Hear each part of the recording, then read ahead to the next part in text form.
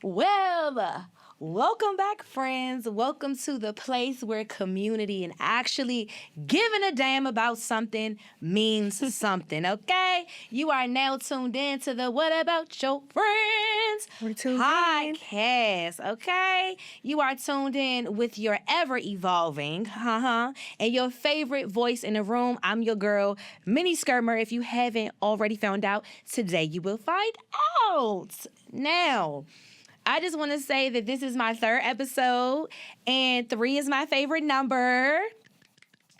I feel like 3 is my consummation number. Like, this is when it's like not complete, but it's done. It's solid. So now I want to say we on solid ground. Okay, I like that. You know what I'm saying? I think that like everything that you go through when you lean into the adversity, you would get to a place where you can like breathe and say, you know what? I got this. It's happening.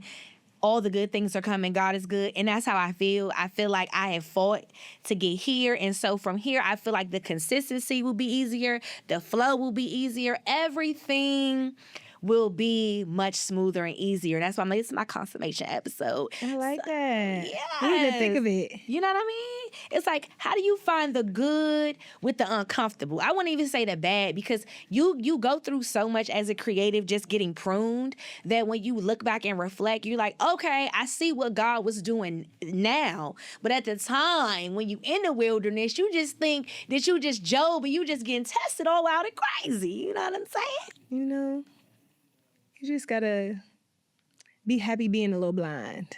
Yeah.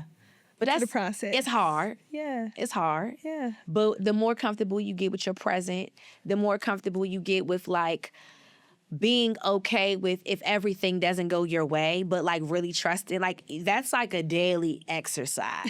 Baby, it never really goes your way for real. It doesn't. Once you figure that out, that the things are already planned out for you. It doesn't. And you get in surrender mode and you just flow and allow God to work and you just do what you're supposed to do. I feel like that's when it gets a little easier. For sure, because you know that it's all happening for your good.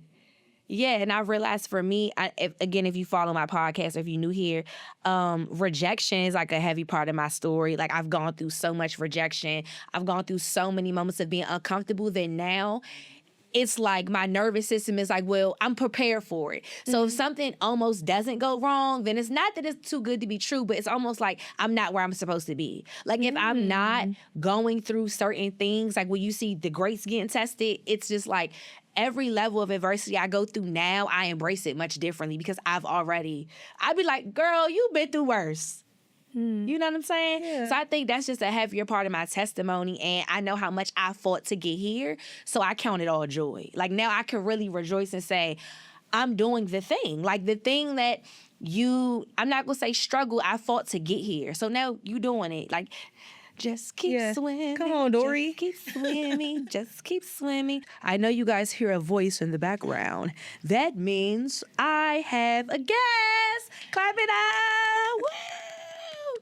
Met this young lady. We was working out in the field. Black women, creatives. We want to say it was a lot of love, flowing energy. And like I said, a beautiful black set in LA, which is really hard to come by. By the way, if you know and you're in the industry, when you are creative and you are on a majority black set, it's like magic in the room.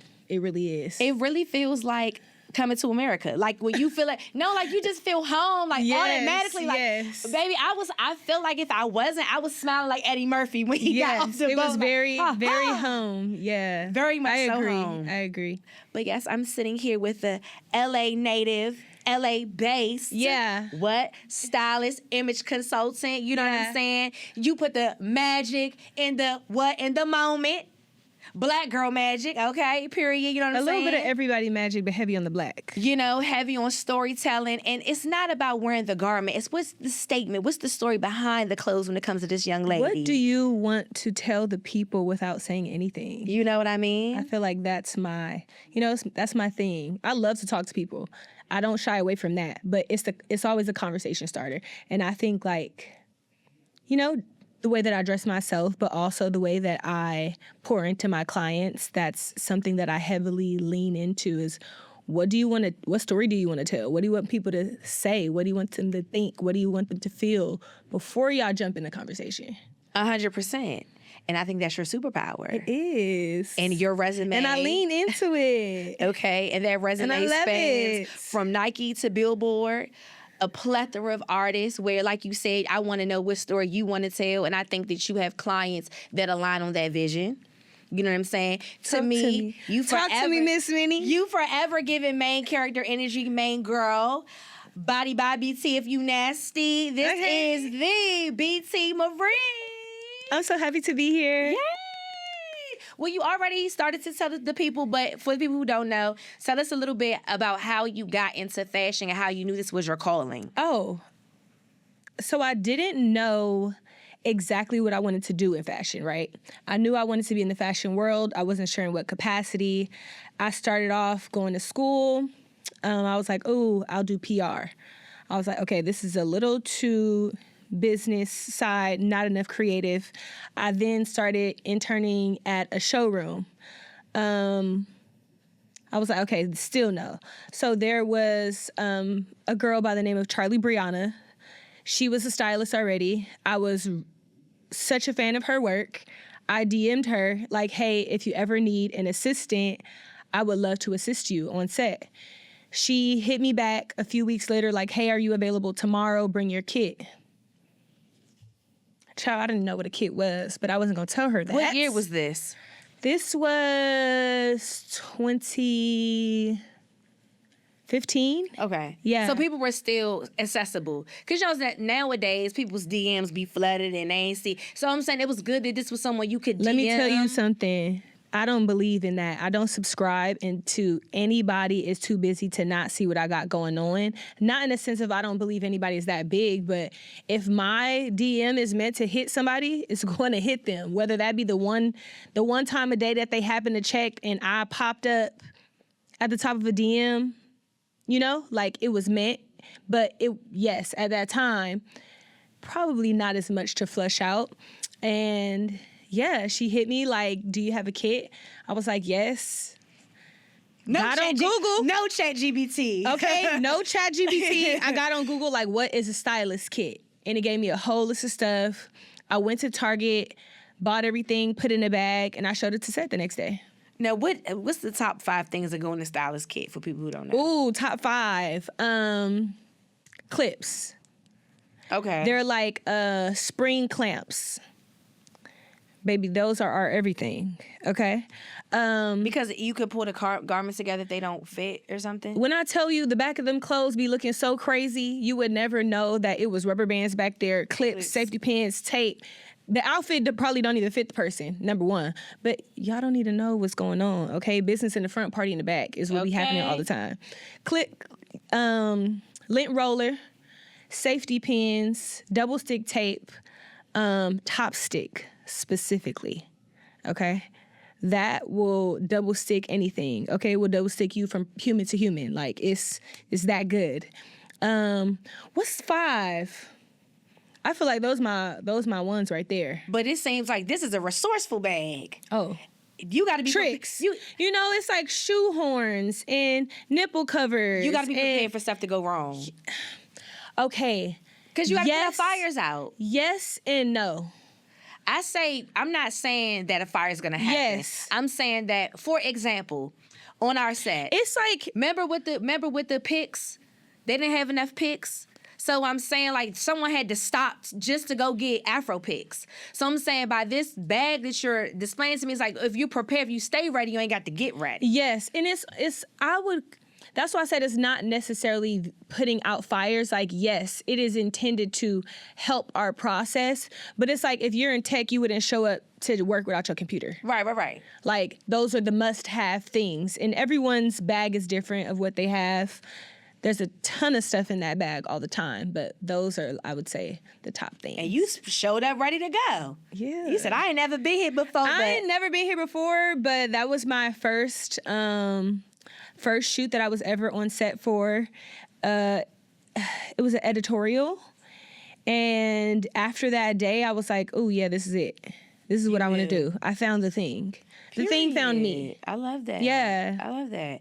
Well, that's our intro to Miss BT. So y'all see it? We'll put her Instagram, all the things on the screen. All the things, come find me. You know what I mean? So I'm real big on unpacking. Like, I think I make myself a safe space for my friends to unpack. And also, I always ask, like, hey, before I go in, can you hold space for me? Like, just the intention. That is really important because people, I am that person for people. And I can take on a dump without internalizing. Even though I am an empath, I don't take all the energy on, and I can allow someone to do that. But I find that because I am that person, it's easy for people to come and talk to me. It's not very often that they're asking me if I have capacity for a dump. But I do really enjoy when people have that awareness that that's something that you should inquire about before you just hit me with the, babe, you don't even know what was just happening to me before you called. You need to, you know? Yeah, I'm so big on, like, just releasing. I think sometimes negative mental health effects happen to us because we keep too much in. And I do believe in getting a journal, though. No, well, however you get it out. That's not what I'm saying. I'm saying the release of it, yes. You know? But at the same time, when it comes to, like, a lack of resources, people not feeling supported, you might not know how to always get your words out. Even if it's a voice note that you put, like, you voice note to yourself, you praying out loud to God. There's so many ways to release. But I'm just saying I'm big on that because it helps to clear your palate, clear your mind, and just... I say what you internalize eventually comes out in your body. Like, whether it's sickness, stress. So all I'm saying is I'm a big advocate for, like, get that shit out. So I want to start this segment off with whatever we want to get off our chest for 60 seconds. So if something great happened to you, you want to talk about it. If you want to heal something, release it, vent, rant, you have 60 seconds, whatever's on your spirit, to just get it on out. Oh, you know... Okay, I'm ready. Okay. 3, 2, 1. Okay, my little rant. As someone who is I'm solution-based, and it's like a catch-22 with being that way as a person, because I'm like, I don't like to fester in problem. So I think that just, people in general, life is lifing all the time for everybody. Choose to not allow it to, take you out. I think that's a big thing because I'm just like, babe.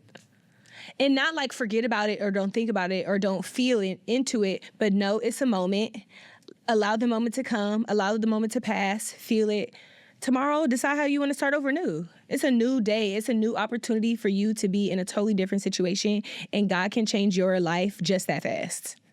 As long as you think it. If you think it, you could believe it. It's the mind is everything. Yeah. The mind is everything. That's my quick rant. So I don't know who that was for, but that's to empower, to me, someone who might be going through a rough stint. That, like, if you really can just put one foot in front of the other, you can get on the other side. And it's just perspective. I think that, is it rough or is it life? Who told you that thing that happened wasn't already intended for your journey? But you know how long, like we said, it takes a while to get to that perspective. Absolutely. So I think that if I'm talking to someone that's 24, 25, that might be younger, that's not quite here yet, right? It's like, I'm telling you, baby girl, because I've been there, that if you just put one foot in front of the other and you just believe that you'll be on the other side, you will get there. You know what I mean? Yeah. Because I just feel like it just takes a while. I can even say, like, at 27, I've never been a woe is me. I'm like you. I've always been solution based, but I can't tell you that there were not times in my life where I went through thing after thing after thing, and I looked around. I'm like, babe, that's ain't nobody going through what I'm. That's still going on. Yeah, no, but I'm saying I'm just looking around like, ain't nobody else going through this. Like, why does it feel like, okay, when it rains it pours? My perspective today has changed because I have been pruned, and I'm like, I have been through a lot of things that didn't break me. But if I didn't go through that specific thing, I don't know if I would have this perspective. I woke up today and I said, this declaration is for me and only me. When somebody says good morning to only that person, good morning to me and only me. When Snoop Dogg said, today I want to thank my motherfucking self, that's how I feel.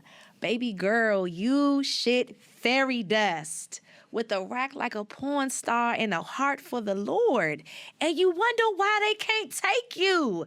You really out here being too good to be true. You wonder why these men can't take you. Like, you wonder why.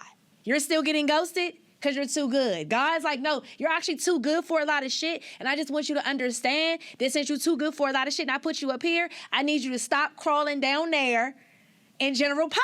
You're not a General Pop bitch, okay? I need you, baby girl, every day to start waking up and saying your affirmations in the mirror, and don't you fucking forget it. You're not a General Pop bitch. NC. I be having to remind myself. These men sometimes be trying to take me out. Do you really need a reminder, though? No, I do. That's all I needed to No, hear. I do. Quick answer on a no. I do. Let me tell you why. Because I feel like... Riddle me. I feel like, again, I've come from a people-pleasing background. I come from being such a nice girl, back burner syndrome, letting niggas spin the block. And God was Bless you for being on the other side, sister. Amen. Okay. But God, he saved me from a lot of stuff that I internalized as like, oh, you may not have gotten the guy you wanted, or, you know, you watch your friends fall in love, have babies, all these things. I'm not saying that's what I wanted. I'm just saying, like, I'm watching people have positive experiences. So it's always like, I'm doing what you want me to do, God. What about me? What about me? But where I am today, it's like, I am saving you for someone special. And I need you to know that I put so much in you, that ain't even for them. They doing you a favor, mama. Yeah. They doing you a favor, but you know, I had to change my like you said, it's up here. I had to change my thinking. I think like that now. But for every now and again, I got to remind myself, I don't walk around like a braggadocious person. I'm just not. But it's okay for me. I saw something that Duran said, and he was like, we need to take the word humble out of our... I hate it. Yeah, he was like, you need to take it out of our vocabulary, because if you really know what humble means, like, that's not nothing I stand for. And so I'm saying, again, his mom is a boomer, so is my mom. We are kind of taught these ideologies and principles that make you a good person. To be humble as a child, to be a certain way, oh, that makes you a good person. Fast forward, it doesn't. It doesn't. I think that there's a difference between being nice and being kind. For sure. And I think often when people are like, oh my God, you're so nice. And I'm like, I'm not nice. I'm kind, but I'm not a nice person because I don't allow people to run over me. I say what's on my mind. I am brutally honest. I just, discernment on 10,000. I know if I fuck with people and when I don't. God, But were you always this way? I would say yes. Okay, and that's beautiful. Yeah. But little sister over here, yeah, it took me a while. And I think it also comes from, I would say, being raised in LA. I would say a lot of that stems from the city that I'm from. We operate with a lot of morals, like heavy on the morals and integrity. And when you are so aware of who you are as a person, I think you allow so much less bullshit from people. Yeah. But that's beautiful to have a mom that taught you that. My mom is from a different generation where, like, even though my mom is a Capricorn too, we'll get into all of that, but I also feel like she kind of did me a disservice by always making me do the right thing. Like, an example, like, oh, at the cookout, you know, and this is not bad. I'm like, not beyond asking, do you need help to clean up? I'm saying after to actually help clean up. Certain things that my mom was making me do, other kids didn't have to do. So I kind of feel like I developed people pleasing because my mother always made me go above and beyond. And it gave me character, but it's catch-22. It also kind of made me too much of like caring about making sure everybody else was good and putting myself last. And I watched her do that. So again, I feel like I love my character. I love who I am, but when the cup runneth over, we just got to pour some out.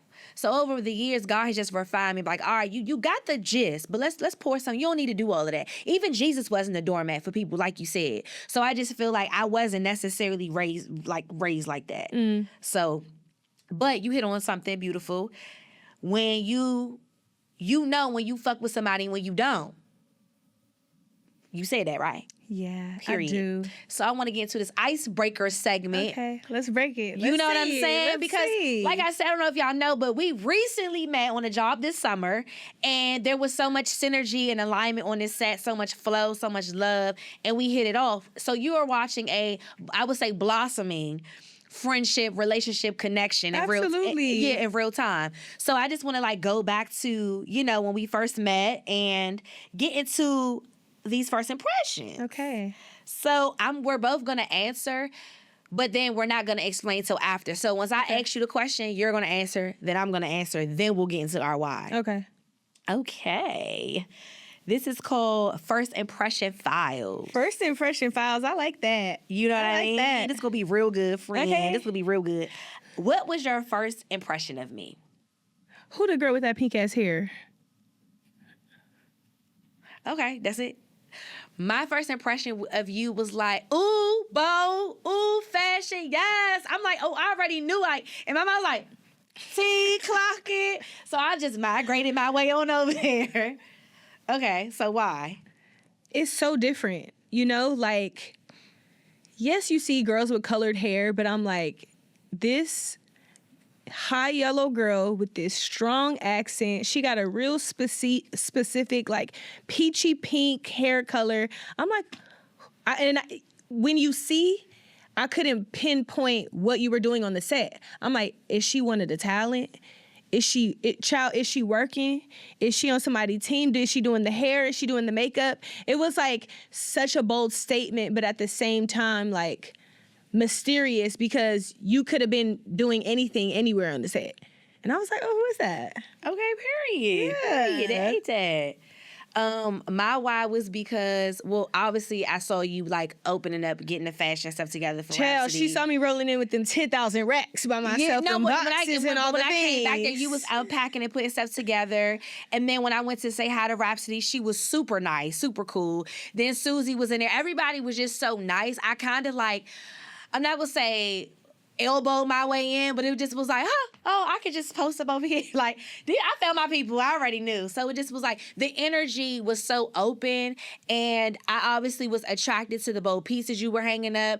So I just wanted to get more into your world. It was nobody had to stick up their ass. So it just kind of made it easy for me to feel comfortable and going into your space. I love that. I really didn't know what I was getting myself into. I just liked what I saw. She said, let me get up on over here. Okay.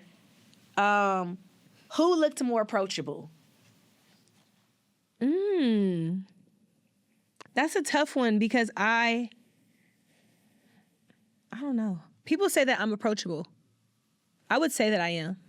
I would say both on this one. Because you were really smiley and chipper.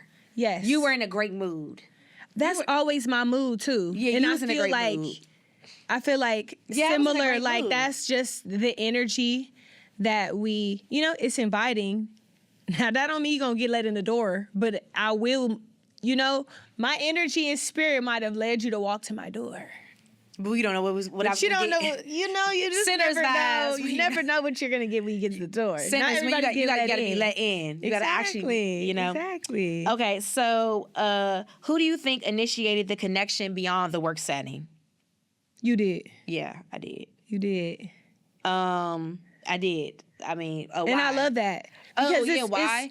It's always me, and it was gonna happen. I just think you beat me to the punch, but it was gonna happen because we was already having conversation on set, when we gonna hang out, let's do something, Yeah. Yeah, and I think I did it too because the number one reason you said I don't come across a lot of fully black, especially black women sets. So it just was if I can really double down on not just seeing y'all as peers and friends, how could we cultivate this network? I mean, when you look at the Wayans family and you look at certain people in Hollywood, they continue to work with the same people over and over and over. And I'm actually that doesn't happen anymore. But I want to do that. I mean, again, things that you look to when you are chasing your thing, and I'm building my community. Yeah. So I don't want to have to fucking call 10 different stylists. I want to go to the same people that I've been working with. When people look at my repertoire over the years, they're like, oh, she works with the same people. Like, but I think that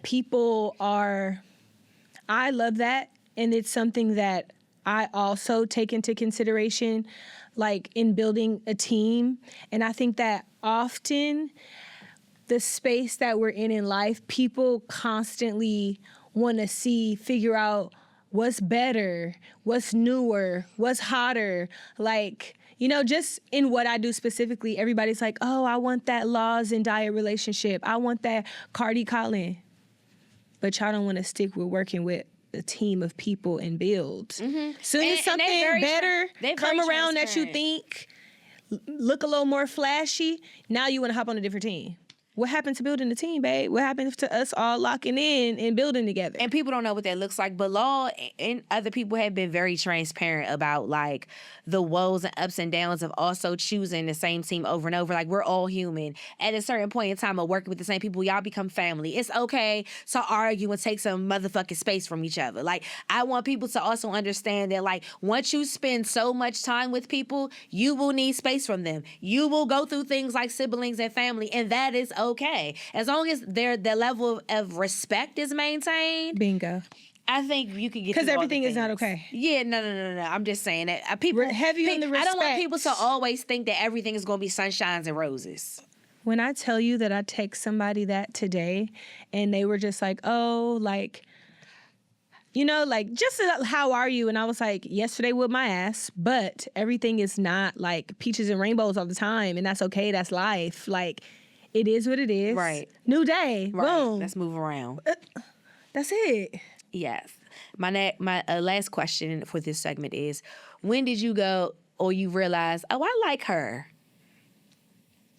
You was digging in my rack and you was pulling stuff out and you was like, where do you shop? Where do you get stuff like this? I said, oh, she's really locking in. She picking up good pieces. She like, where you be shopping at? Where the vintage? Where do you go in LA? And I was like, okay, I like this. It wasn't like, I appreciated the genuine curiosity and like interests of not just the work of what I brought for the talent, but where do I like to go? Where do I like to shop? Where do I like to be? And just genuinely like common interests like that. Even though you're not a stylist does not mean that you are not don't mean I don't got style, nigga. Equally into fashion and like style. So that for me was like, oh, I like that. 100%. And I don't be letting people dig up in my racks. 100%. I think it's a work. I be like, I would say I was there because I was the second AD, so I was working. She was working, y'all. I was working. But also, yeah, like, I love fashion. People do ask me, to your point, where you was like, oh, I didn't know what you do. People ask me all the time, am I a stylist? Where I'm from the DMV, we big on fashion. Like, so me, like, living, not visiting, living in LA, yeah, I want to know, where do the LA natives, where do the LA girls go to get their pieces? I'm not on no tourist shit. Like, I'm here. I want to know what's the real. She said, give me a little tea. Show me to the meat and potatoes of this thing. I knew that I liked you it was two things. When me, you, and Susie linked up, I feel like that was a lot of synergy right there, like just the three of us. And y'all had already had a rapport. Yeah, but then it was like, I know that I can fuck with them outside of this because they not mean girls, whatever. But specifically the second day when we did the second video. Yeah. We locked in that weekend. When we did the second video, there was a moment when I was like, am I tripping? And I told you something, and it was like you process and analyze things and sit back and like the way that I do. And I was like, okay, I know that we'll be lasting friends because our self-awareness and our way of processing something in a moment is very similar. It's like everything is not surface level. Mm-hmm. And I'm not around people that I could always be like, are you picking up? That will like was actually happening, and because you was able to give me like advice in that moment of just like, you know, sit back for a second, like, you know, process whatever, but also affirm that like, nah, you not tripping. Then it was like, okay, yeah, this is my people. Like I knew that I found community in that, like beyond I like the energy. It was like, okay, no, I found my people. Heavy on the self-awareness. I think that's a really big thing for me, because if you can't be aware of self, how can you ever be aware of me? And I think that's something that people don't, like, they don't think about. And I pay attention to that. I'm really observant in how people move prior to me getting closer to them. You know, depending on the person, sometimes I'm a dive in and it really just clicks. Sometimes I got to peep you for some months. I got to see what are you doing? 100%. Who you hang out with? And not from a judgmental standpoint, but I need to like see how you operate, because I don't say this in a cocky manner, but sometimes you have to keep the fans where the fans are, because sometimes sometimes the general pops be just, I want to be friends, I want to be friends, I want to be friends. Babe, you don't even know what it takes to be a friend to me and what I require. You might not want to be my friend the way you think, because it's strict over here. Also, I think that's something about LA natives. I remind people all the time, like, LA natives they keep everything close to the chest. And so people take shit personal when you go out and you want to meet people. You might be new here. You a fish out of fresh water. They be so happy. And so when they're not met with the same reception, people get the narrative, oh, people in LA are fake. I've learned industry. No, well, I mean, I'm not talking about industry thing. I'm not talking about people in the industry. I don't want to say nobody.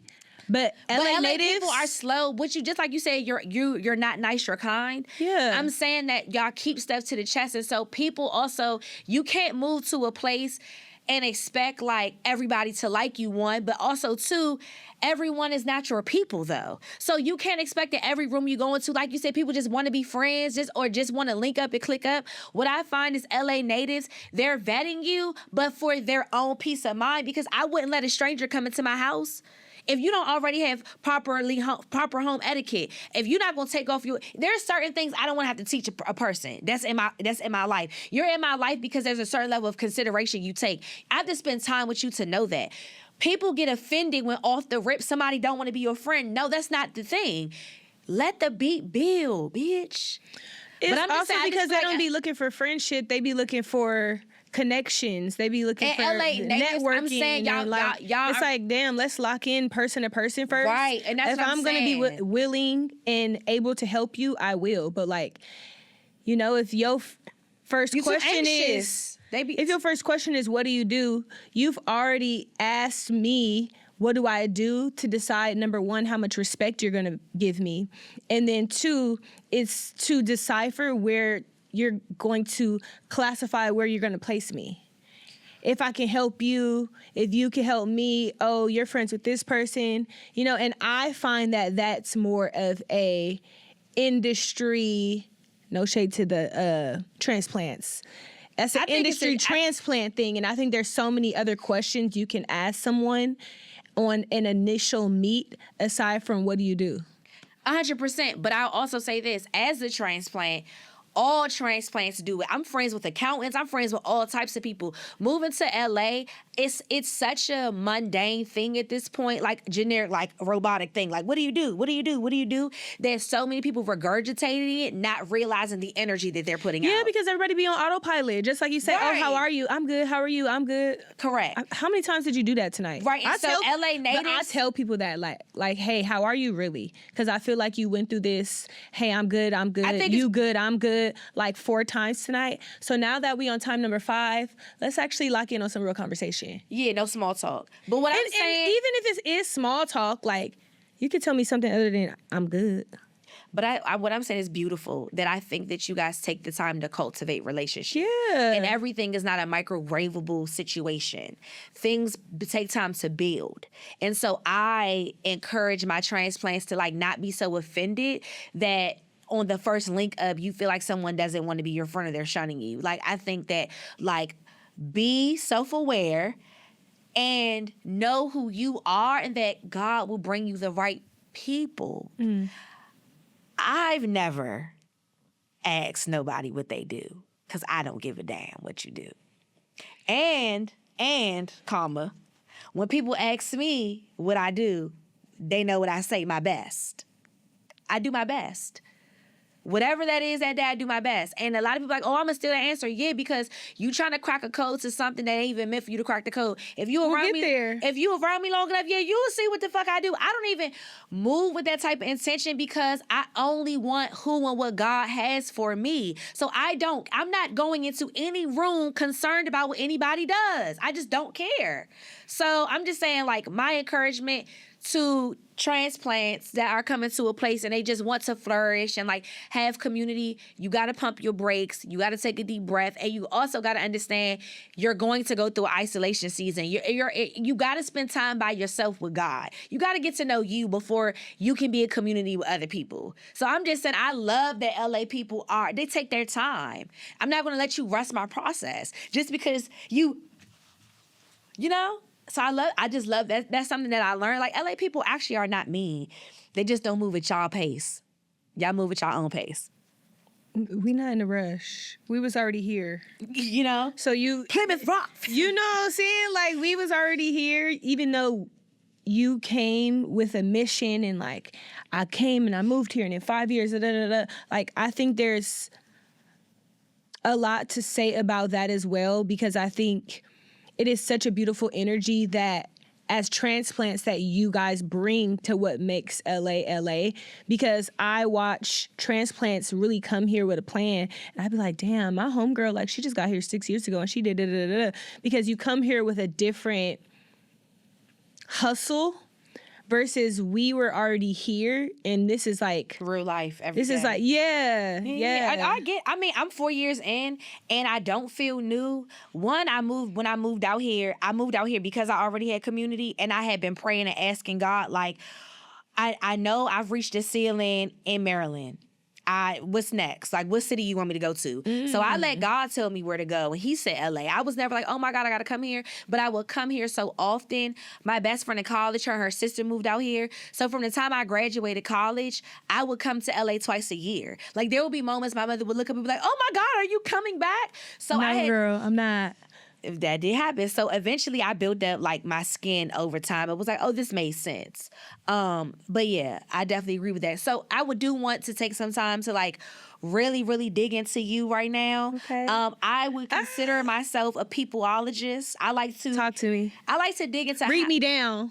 Because I read the people, but the people don't really be reading me. But I be reading the room. You know? I like to understand how and why people assimilate to each other. So, like, I will use, like, my friend group and, like, the friends that I have now in LA, and, like, how does that mirror my friends, or how, like, you know, like, am I growing? Where, like, I just pay attention to how and what I attract. So I look at that in other people. So I want to know your birthday, birth order, how many siblings you have, and the signs of your parents, if you can give. Ooh, okay. My birthday is January 1st. Big Capricorn. Kicking us off. Big Capricorn sun. Leo rising, Aries moon. I'm a very fiery earth sign girl. I'm the eldest daughter on top of being a Capricorn girl. If you know, you know. I have 3 younger sisters. My dad is also a Capricorn. 2 of my sisters are also Capricorns. My mother is an Aquarius. So I kept doing around the same time. And my last sister is a Virgo. So heavy earth energy in the house. Your parents just kept doing it around the same time. Everyone's a boss, okay? No one is giving. Everyone's the leader in the house. It's tough. What? How many years in between you and your sisters? So it's 4 of y'all. It's 4 of us. I'm the oldest. My sister under me is 3 years apart. The sister under that is 8. The sister under that is 15. And what's the age gap between your parents? They're the same age. Same age. Yeah. And from LA. Yes, both of my parents are from LA. My grandfather is from LA. Okay. I'm a real LA girl. Okay. They got it in mind. So your family didn't migrate. Because a lot of people are from LA. They be like, oh, I have roots from, down south. Yeah, wherever. My father's side is from the South. My mother's mom is from Detroit, but my mother's father is from LA. Got it. Yeah. Got it. So y'all are 2 generations in LA. 3, baby. 3. Okay, period. We're in here. I love that. So we have commonalities. Talk to me. And again, talk to me about your beautiful Capricorn mother. This is why I asked what I asked, because without knowing each other, there's synergy there. So I rest assured that when I walk into most rooms, I'm always going to attract the eldest daughter.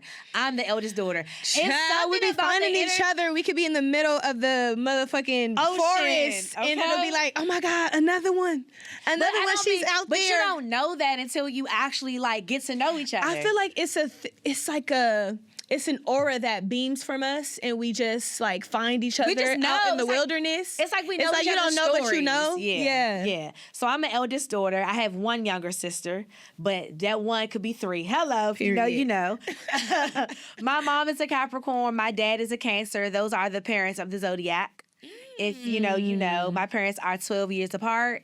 Jay-Z and Beyonce vibes. If you know, you know. I'm from the DMV. Let me find out your mom Beyonce. Period. I'm from the DMV. My mom is a Midwest girl. She's from Indiana. Okay. So I clicked up with a lot of Midwest girls out here now too, which is so cool. And then my dad is basically from the DMV. His people are from Virginia. So that's like a quick 45-minute trip up the road. Y'all be in one state, cross the street, you in another state. Tri-state area. Holla if you hear me. Yeah. So yes, grew up with a lot of feminine energy in the household. Was the dog a girl? The dog? Did y'all have pets? Oh, always. Was a dog a girl too? Yes, the dogs was girls. Same. The cat. My dad used to be child, we had a rabbit, a hamster, a turtle, a fish. My dad was such an animal person, and we would be like, we want this, and it would be like, okay. Yeah, my dad used to be like, it didn't never smell like pets up in the house, though, okay? Heavy on that in the Black household. When you walk in, that house better not smell like you got anything. Okay? You know what I'm saying? But yeah, my dad used to be like, even the dog's a girl. Like, I can't get away from it.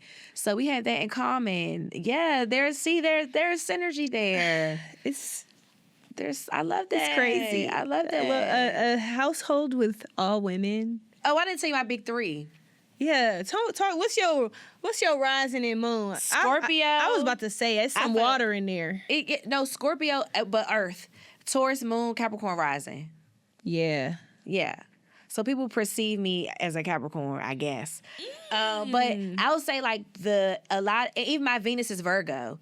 So I'm actually ruled by a lot of Earth, but I think that's why my crash outs are so minimal. Like I could cry my Venus is Aquarius. Yeah, I can cry for 5 minutes, but I walk myself off the cliff. Like I'm solution based. Like, okay, bitch, what we gonna do now? And that's so funny because I will literally be like, yeah, I need to cry, and then I'll cry 2 weeks later.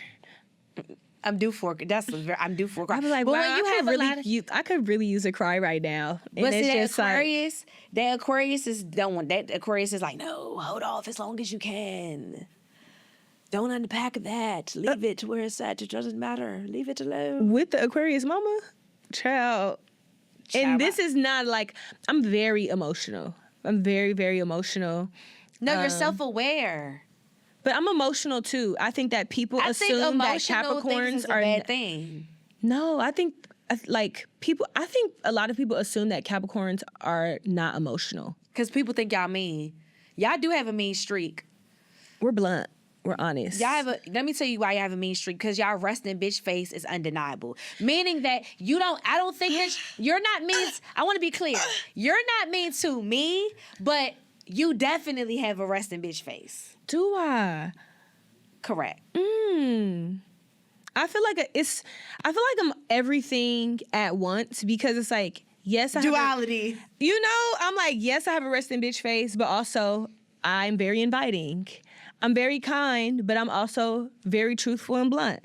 Some people may deem that as mean, but I would say that I wouldn't consider myself mean. Can I be mean? Yes.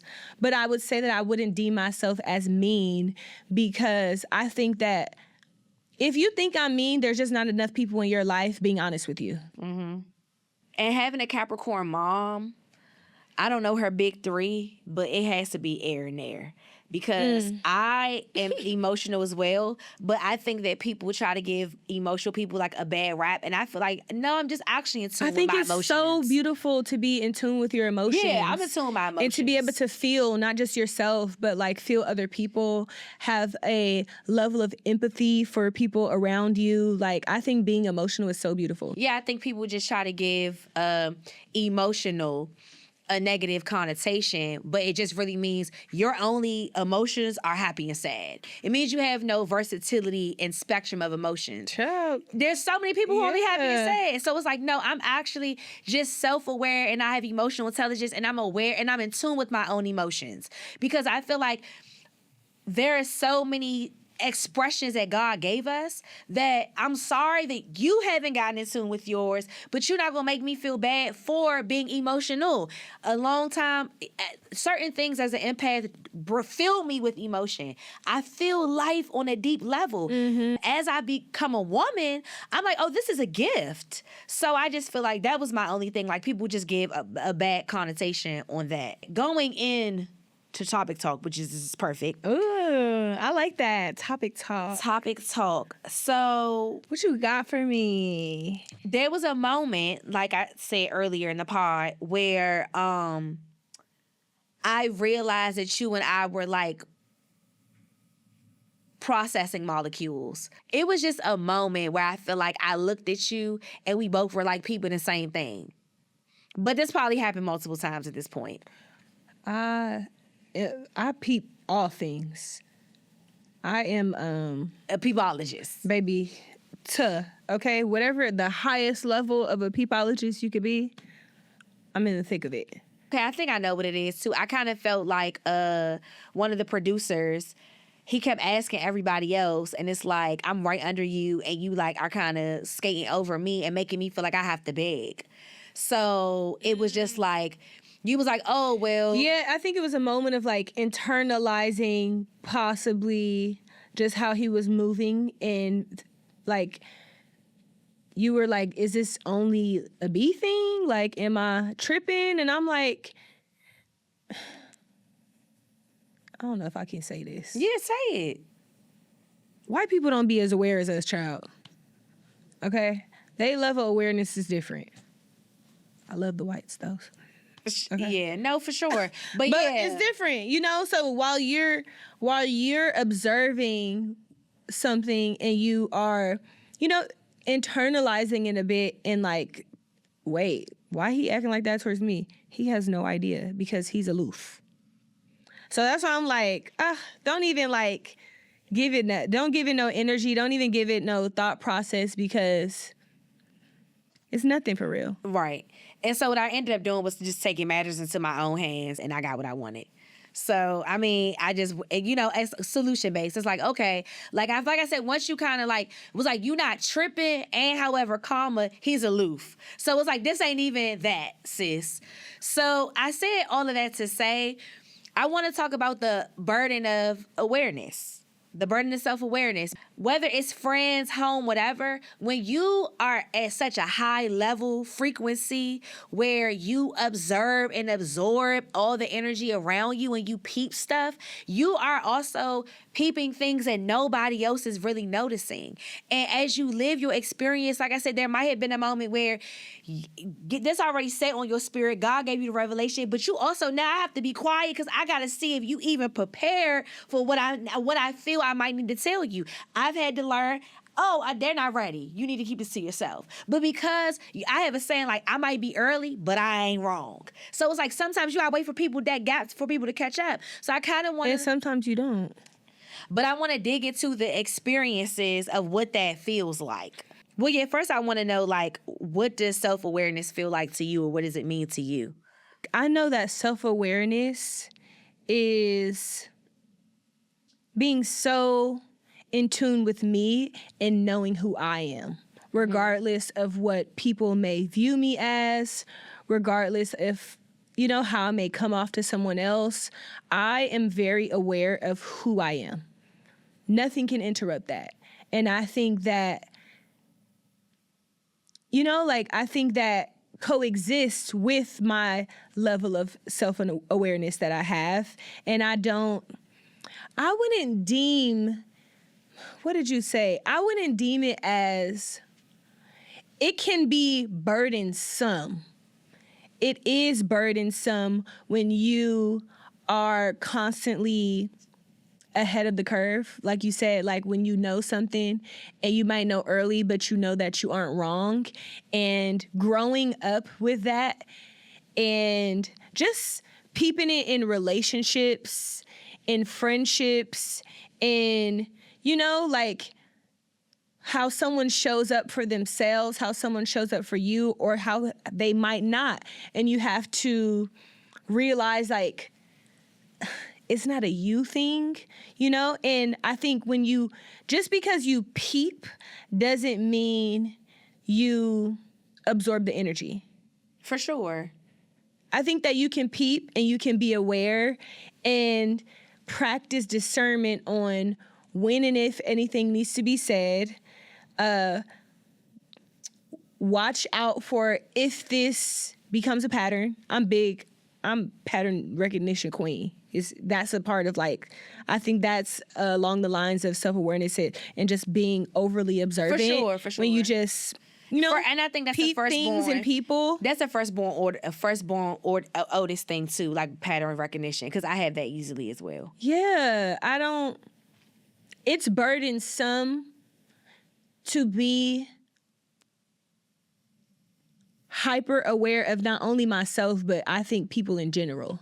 Well, I call it the burden of self-awareness because that's a spiritual term. Yeah. And it's like that because you are the few, not the many. Yeah, and you're constantly ahead of your time. And so it comes with, like, growing into the gift of it not being a burden. Because you understand, like, the more you grow in the gift, whatever the gift is, I'm gonna take self-awareness out of it. The more you grow in the gift, you take the training wheels off. Now you ride your bike. You know what I'm saying? Yeah. So it's a learning thing. So when did you realize how you process life and life's experience was different from most of the people around you? Ooh. COVID was a really big spiritual shift for me. I think that was the best thing. COVID was the best thing to happen to me, at least. And I think a vast majority of people, it gave everybody the opportunity to sit down and shut the fuck up. And I think that heals a lot more than people think. When you sit still and you just be quiet and you listen to what God has to tell you. Mm-hmm. Stop asking questions. Stop. You know, sometimes you can be, like, overly observant and thinking everything is something. And it's like, just listen. Mm-hmm. And I think that was a big shift for me because the year before, my father transitioned. So that next year, it was like, oh, now you're going to sit still. And there is nothing to distract you. There is no hyper productivity that you can get into. You can't do anything but get into self. Girl, now I got to stop you. My daddy didn't transition too. Yeah. Well, we didn't even talk about that. Yeah. But it's the thing, we talk about our dads like they still here, so people wouldn't even know. Mm-hmm. That's another thing. I didn't even know that we had that in common. Yeah. Like, I'm still the daddy's girl down to the ground. Like, people often tell me, I had a friend the other day, my friend Chris was like, is your dad here or gone? Because he was like, I'm confused. He said, I didn't want to ask. I was kind of confused because I wasn't sure. Both, nigga. Okay. You know what I'm saying? No, that's he real. always around. He just not here physically. No, I had to just say something about that. Has your self-awareness taught you to trust yourself more or to, like, ask more questions? Trust myself more. Yeah. I am, I ask a lot of questions because I'm very inquisitive and I'm curious about life and people. So I like to ask a lot of questions, but regardless of all the questions that I ask, God gonna tell me. I could ask you 1,000 questions and you think you answer them. God tell me one thing, I'm out of there, regardless of how you answer those questions. Yeah. But I think it's beautiful because I've always been a kid who's asked a lot of questions. Like, I remember, like, as a child, people would always tell me, like, you always asking questions. You always Curious talking. George. You always, and that's, like, just been me as a person since I was a kid. Yeah, I think the same. I think that where I'm at in my level of awareness now, I'm learning that whatever is causing me to ask questions, or the hyper self-awareness is also my higher self calling me to be somewhere. So like the quicker I learn how to not second guess and lean into what my spirit is telling me, the better off I'll be. The second guess. When you don't second guess, that has been a big thing. And I just want to like take a quick moment, the fact that you brought that up, because for me in my career specifically, the moment that I stopped second guessing if this was my calling, this past year, everything has started to shift for me. God has made it beyond clear. Even though he was clear before, sometimes we'd be like, God, I need a sign. He in 4K. Child, he will throw a note on your forehead on a random walk and he'd be like, I need a bigger sign. And it's like, you don't need bigger signs. You just need to trust yourself. You just need to trust yourself. Yeah. And like trusting yourself is intuition. Trusting yourself is allowing God to constantly like speak and move through you. 100%. Yeah, I that's beautiful. I think that that's so beautiful because going back to God tell me stuff too, and then he'll use other people and strangers often to like reinforce something that he told me. You'd be like, oh my God. And then why would this random man at the gas station come up to me and tell me this? 100%. Literally over the weekend, somebody has talked to me and was like, in a short time I've known you, but basically started prophesying over me. I was like, who sent you? But one of the things they said was like, that voice that you describing is your higher self calling you to get there. So she was like, the quicker you lean into that, you probably, so basically a lot of the hurdles I've had to jump over, even with the pod or like trying to do this and that, sometimes they have been self-inflicted. Yeah, so they be hurdles that you put up, like, but you don't realize it. So, like I said, it's all reflective. But I think it's all a part of the journey. Like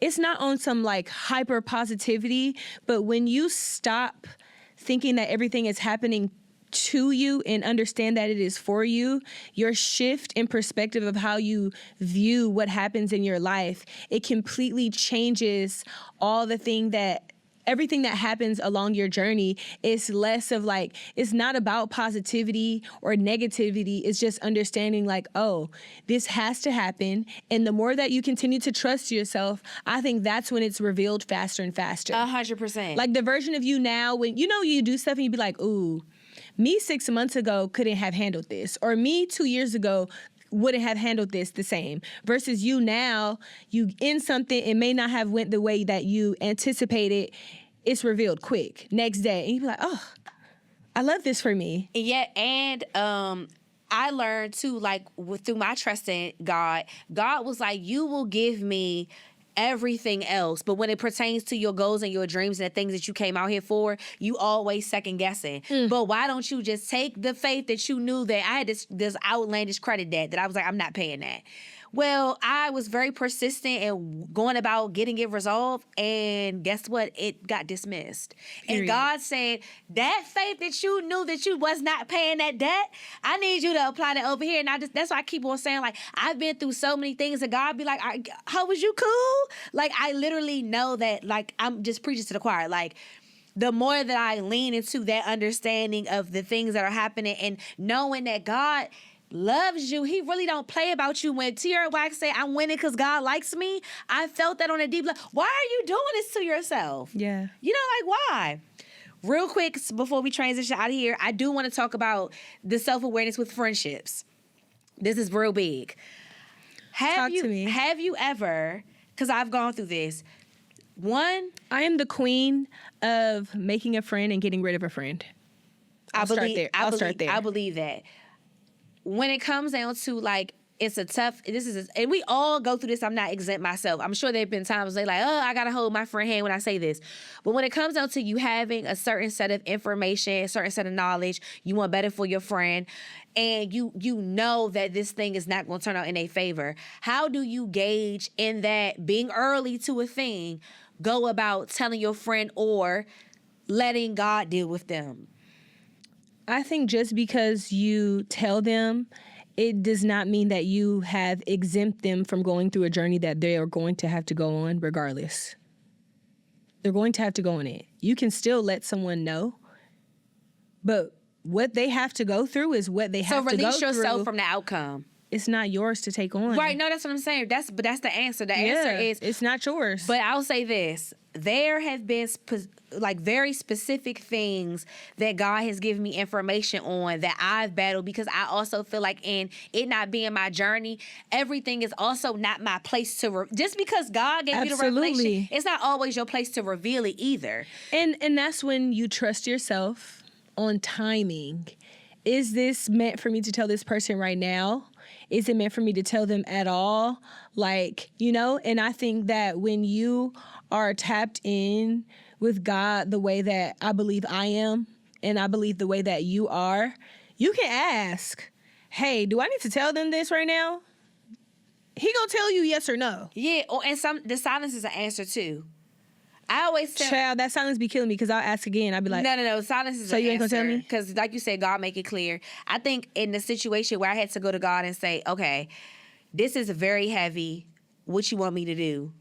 I was like, okay, God, if this is something that you particularly put on my plate for me to be the person to deliver the news, you will create the set way. You will create the time and space for the conversation to naturally come up. Meaning, I'm not coming to you going, girl, I gotta, the time, space, all the things will align. Well, the Holy Spirit will nudge me and tell me to go. So in those, I'm talking about heavy stuff. And I think I'm not talking about no niggas. I just want to be clear. I'm not talking about that. As long as it's not... I'm talking about principalities and strongholds. But I think there's certain aspects, like if this person is in harm's way, or not in harm's way, like health is on the line, those kind of things. But if it ain't that, a lot of times you have to let them journey through it. Yeah, 100%. It's not that. It's just like a very deep revelation that is not only hard to digest, it's even hard to say. So you have to like really sit back and be like, okay, God, you gave me this, but like, why? And what you want me to do with it? And, like, it's not like, no, you don't get a cookie for being right. I want people to know that too. Like you get your reward, in the kingdom, but you also get a reward based on how you handle what happens to you. So it's like, how do you steward over what you got on your plate? How do you steward over adversity? How do you steward over these things? By making sure you worried about your plate. Right, but I'm saying being right about something, you don't get no cookie for. There's no consolation prize for that. So it's never me chasing like I'm trying to like be right or glow. It's like it's you wanting what's best for people. And I've even But also I would like to say that a lot of that is people's perception of you, and they know that you're always right. Yeah, well, I don't want to be that. I hate the perfect patty analogy because it's not a perfect patty. No, but I get that too. I've had friends too that people say that like, you always think you right. No, I don't always think I'm right. You probably do, like you just said. I don't think that, but I'm just saying because I know I'm imperfect. I think being right does not negate being imperfect. Like, I know that God has given me the gift that I have of putting something on my spirit, making me more aware than most, being privy to situations, the way that they're going to pan out before they actually do. Like, all that is a part of my gift. And a lot of the times it does mean that I'm right. And it's not in a know-it-all, perfect patty manner, but, I didn't choose it. God chose it for me. And you gotta take it up with God. And you have to just like accept it. But I mean, and that confidence is not wrong, right? You have to accept it. So as I have grown and not, wearing that on my sleeve, so to speak, one time I had one of my cousins affirm, you get the peace when you are not looking for it. She affirmed to me, just came to me one day and was like, it's not that you wasn't right. I wasn't ready to move on from this person.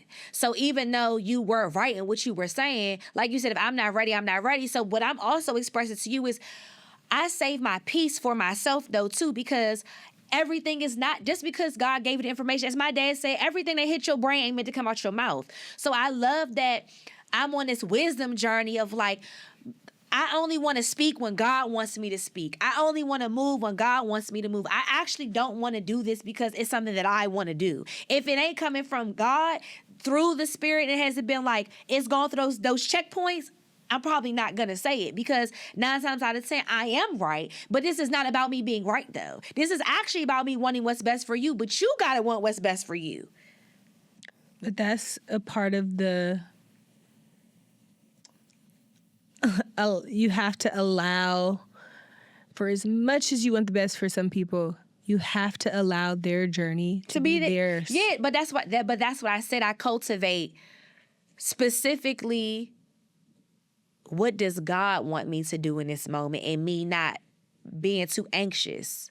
You understand what I'm saying? Like, I want to have complete peace. When I deliver it, I want to have complete peace over what I'm doing. And so, like, now the burden... It ain't always going to be that, though.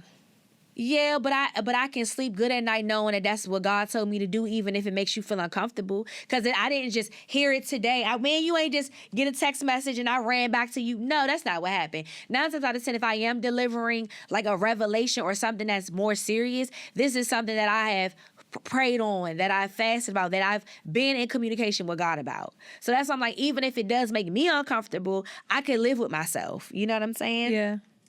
But I just think with navigating friendships, it's always like some friends don't be ready for it. So it's like I've just learned to just be like, it's less about it and more. I'm not wasting my breath on people like that. I'm so sorry. My family included. I think the conclusion that I've come to is not that they aren't ready for it, as in whatever you have to reveal, but a lot of times they are not ready for you. Because you're the messenger. With being a messenger. Yeah. You come with, mirroring things that they need to work on. Your presence comes with them needing to, tackle some trauma. It's always the source. It's less about it that you're revealing and more about what your presence brings up. With siblings, we don't have time to get into all the dynamics, but I know that my sister will hear the truth from anybody but me because she, in her mind, she has made me out to be this thing. So the truth could come from a goat and a baby. I could have said the same thing in 3 different languages, and she only is willing to hear that from somebody else. So I have come into knowing what you're saying is true, and I have released it because I can't do nothing about what you think about me. The truth is the truth is the truth. It don't matter. But your journey is your journey. So I can let that... And everybody's truth is different. Yeah, but what I'm talking about... We talking about a word from the Lord. And we are talking about discernment. And so as your sister, I love you even if that's tough love that you don't know that you need. I'm the older sister for a reason. Go talk to God about it. But I'm telling you from experience... My younger sibling, what you just said, your presence alone, it could be the issue, how you carry yourself, how you emanate in a room. All of that could be their trigger. All of that could be their insecurity about themselves.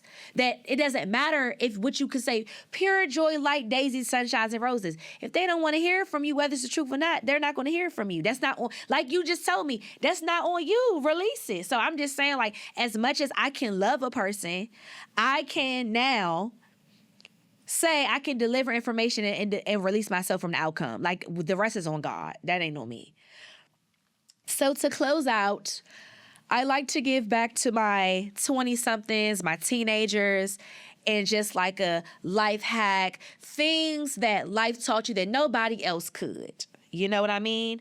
So I want to know, based off today's conversation about self-awareness, burdens, gifts of it all, like what's one thing that you would tell your younger self, or something that maybe there's a young person that's going through just the self-discovery that they think and process the world on a much deeper level? What would you say to that person? I would say the biggest thing is to trust yourself. Trust yourself. Don't second guess. Lean into God before you lean anywhere else. And everything is working out in your favor. Even when you can't tell in the moment, everything is working out in your favor. Yeah, I think my biggest piece of advice would just be that, like, first you have to get comfortable with surrendering, because you can't control every scenario. So as you are walking into uncharted waters, you've never been here before. So it's better to just surrender and constantly tell yourself, like, God loves me. God wouldn't allow any harm to come to me. I'm going to live a long, fruitful life. And so whatever you have for me, that's what I want to get, and lean into those uncomfortable gifts. Like, the quicker you hear that higher self calling, the quicker you answer, the better off you will be. The momentum. That is a really great one. It took me to my 30s to understand the importance of momentum. So I would agree with that. That's a great one to share with the people. Yes. Well, I hope you guys have enjoyed today's therapy session brought to you by two Black women. Who better? Making it out in LA, doing the things. You know what I'm saying? Please tell people where to follow you if you have any announcements. Find me, BT Marie on Instagram. I have no announcement aside from I just be doing me. I be doing life. I am an avid life liver. Bitch done stole my word. What? I'm a professional life liver. I am. That's one of the things I say. And it doesn't just mean in regard to my career. I think that, like, go experience life. We don't have a long time here. Yes. Yeah. Well, y'all know where to find me, Miniskirt Myrt. What About Yo Frans podcast. Miniskirt does many things on YouTube, and I am working on this Patreon, y'all. I'm building my team in LA, so if you like the pod, the things. If you love the pod, you love the space, you want to reach out, you want to work, you want to build the dream, I am here. Until next time, it is your ever-evolving host and your favorite voice in the room. It's your girl, Miniskirt Myrt. I'm checking out. Thank you for having me. Thank you, friend. BT Marie.